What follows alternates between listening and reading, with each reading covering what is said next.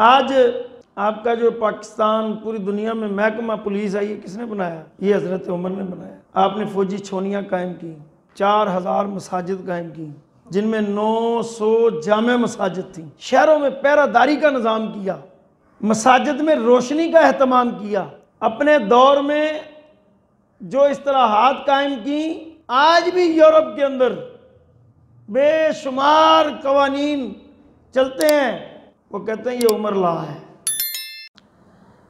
सबसे पहले तो जब आप करीम आका अलैहिस्सलाम की ज़ाहरी हयात से वफ़ात हुई तो उस वक़्त जो फितने थे ना, वो अपना काम कर रहे थे। बड़ा मशहूर ये वाक़या है, बनु सुकैफ़ा बाग था, एक हवेली टाइप थी, तो वहाँ पर अंसार और दीगर लोग इकट्ठे थे और हुज़ूर नबी करीम सल्लल्लाहु अलैहि वसल्लम का जस्द अतहर भी उस वक़्त मौजूद था। तो सैयदना फ़ारूक आज़म हज़रत सैयदना अबू बकर सिद्दीक़ रज़ियल्लाहु ताला अन्हु का हाथ पकड़कर उस बाग में आपको ले गए। मुहक्किकीन लिखते हैं कि अगर आप वहाँ पर ना जाते तो वो अपना खलीफा चुन चुके थे, कि वहाँ पर इस बात पर तय हुआ कि हुज़ूर नबी करीम सल्लल्लाहु अलैहि वसल्लम ने फरमाया कि हमारे जो इमाम होगा, जो खलीफा होगा, वो कुरैश में से ही होगा और अंसार जो है वो वज़ीर होंगे। तो जब यहाँ तक बात पहुँची तो हज़रत सैयदना सिद्दीक़ अकबर रज़ियल्लाहु ताला अन्हु ने कुछ सहाबा का नाम पेश किया, जिनमें हज़रत उमर का नाम भी था कि इनको खलीफा मुकर्रर किया जाए।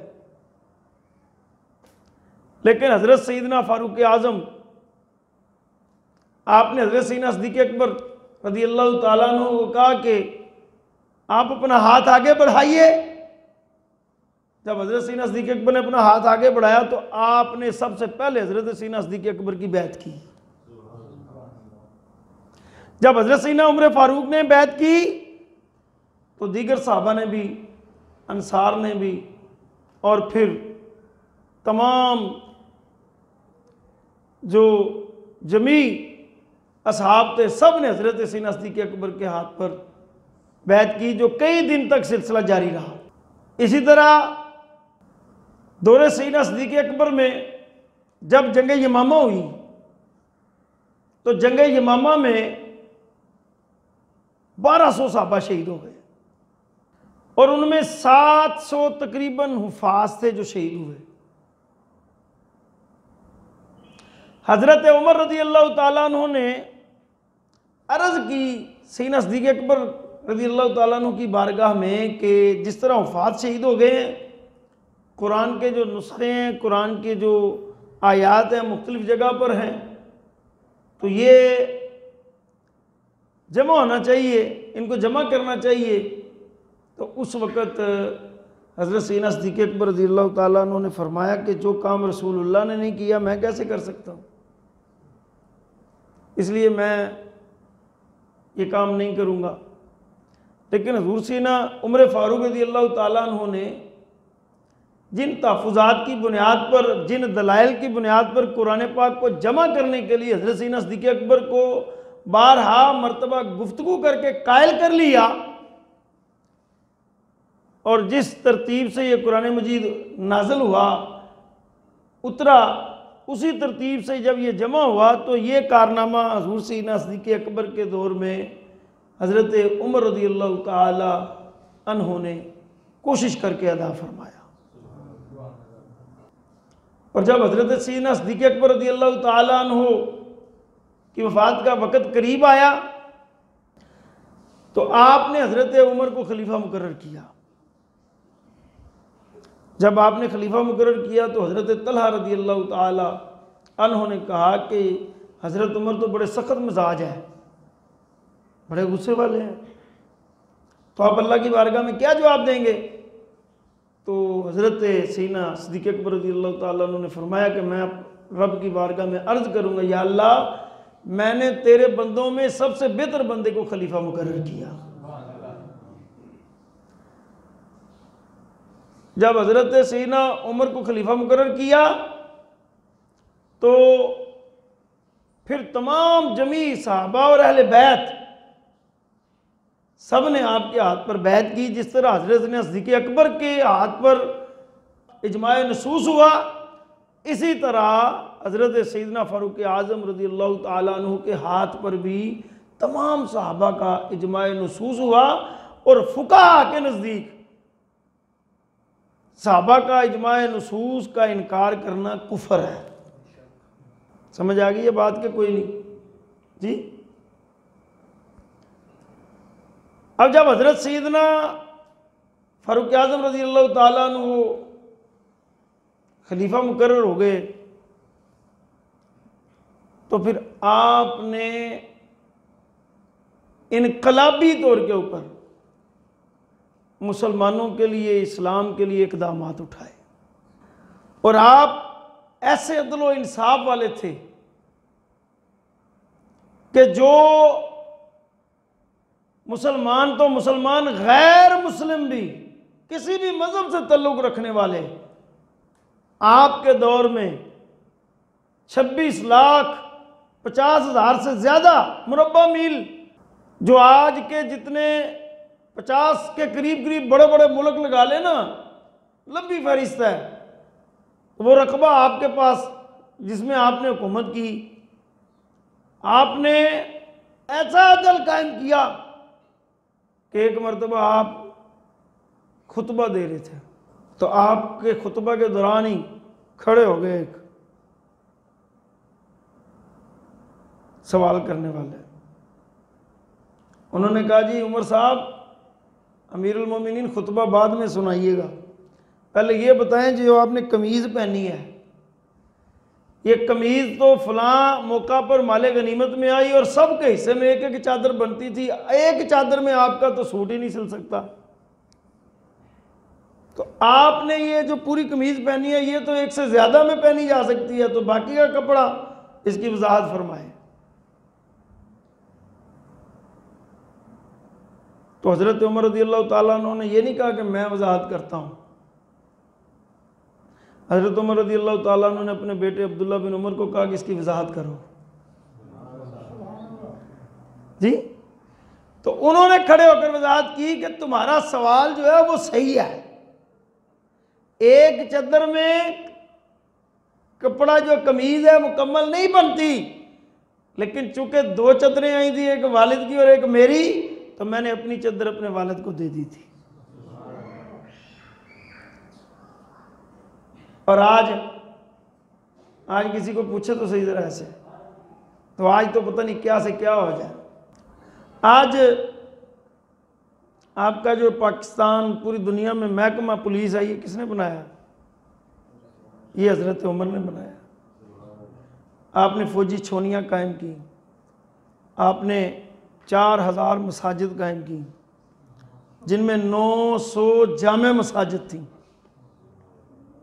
आपने शहरों में पहरादारी का निज़ाम किया, आपने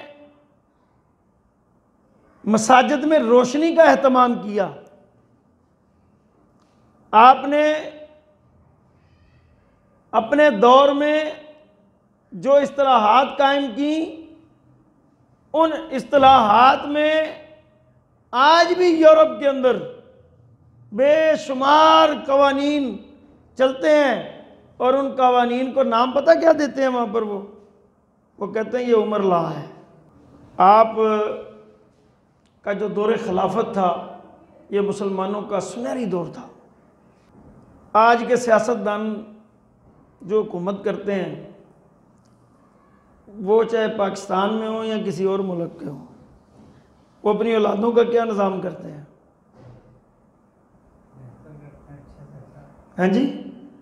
और यहाँ पाकिस्तान में तो जो हमारे सियासतदान हैं, ये तो ऐसी ऐसी ऑफशोर कंपनियाँ बना देते हैं और अपनी औलादों को ऐसे ऐसे ओहदों पर फायज करते हैं, ऐसे ऐसे इख्तियारात उनको देते हैं कि दूसरे जो असल लोग होते हैं वो खाइफ भी होते हैं और नज़्म व नसक की खिलाफ वर्जी पर अपने उन्हीं कायदीन के वो मुखालिफ हो जाते हैं।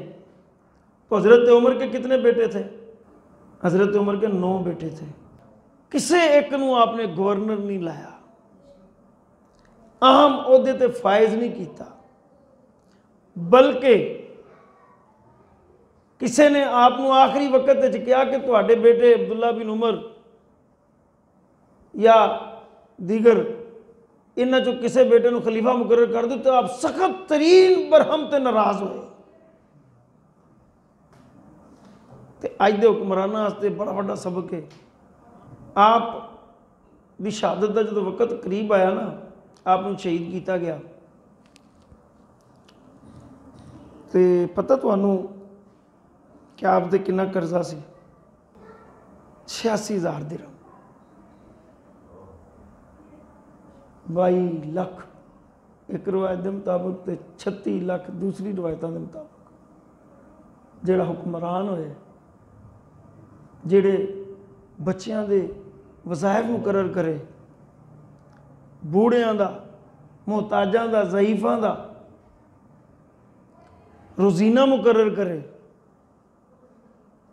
लेकिन जदों आप दुनिया तो जावे तो 86,000 दिरहम उहदे ते कर्ज होवे। ते अज दे हुक्मरानां नूं अपनियां जायदादां ते बैंक बैलेंस ते सारा कुछ वेख के ते फारूक आज़म की जिंदगी नूं देखना चाहिए है। फिर पता चलता है कि हुक्मरानियां जमीन नहीं, दिलों उत्ते एवें नहीं हुंदियां। इतनी शानों वाले जिन्हें जन्नती होने की बशारत, जिन्हें अल्लाह के साथ मुसाफा करने की बशारत, जिन्हें जन्नत में सबसे पहले दीदार कराने की बशारत अल्लाह की तरफ से, और जिनके मुतालिक हज़रत अम्मा आयशा पूछती हैं कि या रसूल अल्लाह सबसे ज़्यादा नेकियां किसकी हैं? तो हज़रत उमर के मुतल्लिक़ प्यारे आका मौला सल्लल्लाहु अलैहि वसल्लम फरमाते हैं कि आसमान के जितने सितारे हैं ये उमर की नेकियों के बराबर है। तो आपने पूछा कि मेरे वालिद जो है सैयदना सिद्दीक़ अकबर, उनकी नेकियां? आपने कहा ये सारी नेकियां और सैयदना सिद्दीक़ अकबर की एक नेकी है। बेशुमार बशारतें, लेकिन तमन्ना और आजिज़ी की इंतहा आखिरी लम्हात में क्या है कि मेरी ज़िंदगी की जो सबसे बड़ी ख्वाहिश थी, जो मेरे दिल की जो सबसे बड़ी तमन्ना थी, वो रसूलुल्लाह और सैयदना सिद्दीक़ अकबर के पहलू में दफन होना थी। और मैंने 2 ही ख्वाहिशें ज़िंदगी में की। एक, मैंने कहा या अल्लाह मुझे जो मौत देना तो शहादत वाली देना, और मुझे रसूलुल्लाह सल्लल्लाहु अलैहि वसल्लम का कुर्ब मदीना में देकर आखिरी आरामगाह मुझे देना। तो आपकी दोनों दुआएं कबूल हुई। आपने अपने बेटे को कहा मुझे ज़मीन पर मेरा माथा लगा दो। जब आपके बेटे ने आपका माथा ज़मीन पर लगाया तो आप सजदा की हालत में जो है इस दुनिया को छोड़ गए, और रहती दुनिया तक अदल फारूकी और इस्लामी जो तालीमात हैं, खिदमात हैं, उसके ऐसे नकूश छोड़ गए कि आज कई सदियां बीत गई हैं, आपका जिक्र खैर रोज़ ब रोज़ बढ़ रहा है, आपके चाहने वाले पढ़ रहे हैं, आपकी तालीम को फैलाने वाले बढ़ रहे हैं, और जो आपने इस्लाहात की लोग उनसे फ़ायदा उठा रहे हैं।